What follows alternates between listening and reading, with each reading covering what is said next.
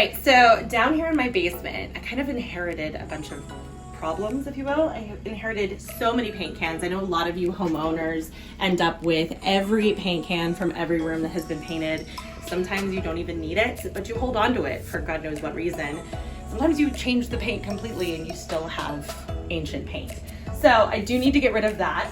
I have a lot of overflow of just holiday decorations that gets shoved every year. I don't know if you guys feel this way, but when I take down holiday decorations, it breaks my heart that it's over.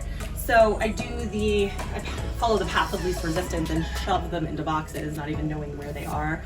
And then next year it becomes a problem again. So I am going to try to figure out what all of this stuff is to be able to kind of organize a bit of chaos into some level of sanity. And that's why I have Erika. She's gonna tell me what I need and what I don't need, which is really hard for me because I don't know how to say no to things. So Erika is gonna get me into shape. She's gonna make it a cinch.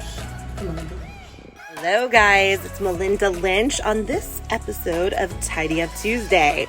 Today is a really big day. In the previous video, you saw that we had quite a chaotic basement with no rhyme or reason to anything that we put in there.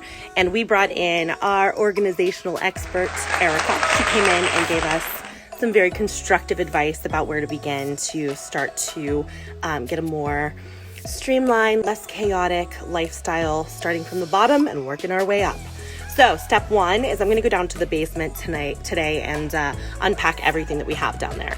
There are bins that have Halloween mixed with Christmas, mixed with Thanksgiving, and we really need to figure out what stuff we have so that we can then figure out what tools we need to be able to make it easy to find stuff in the future. Also, great ways to be able to pack like items with like items. And also, the hardest part for me is to figure out what stuff we need to pitch. I am not a hoarder, I am a collector, and I need to be able to let some items go. So we're gonna struggle through, figure out what stuff we need to keep more organized and streamlined, what stuff we need to get rid of, what stuff we're gonna donate.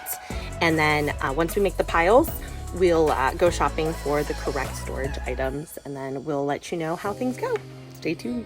Okay, so our basement isn't huge, but it has a very large crawl space for us to be able to store stuff, but it can be very difficult to figure out how to put stuff back there when you've got about a 4-foot wall and nothing, it's just dirt under here. So it's a little more difficult for us to figure out how to use this space appropriately and not allow chaos to occur.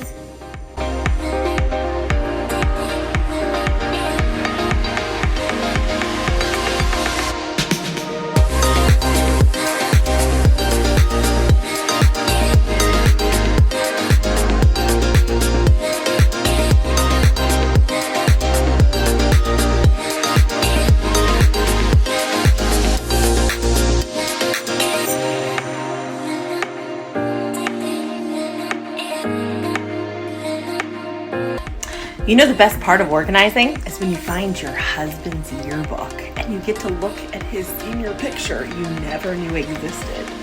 Wait till you see it. You'll want to organize your basement too. What is that? Who is that? He has a face.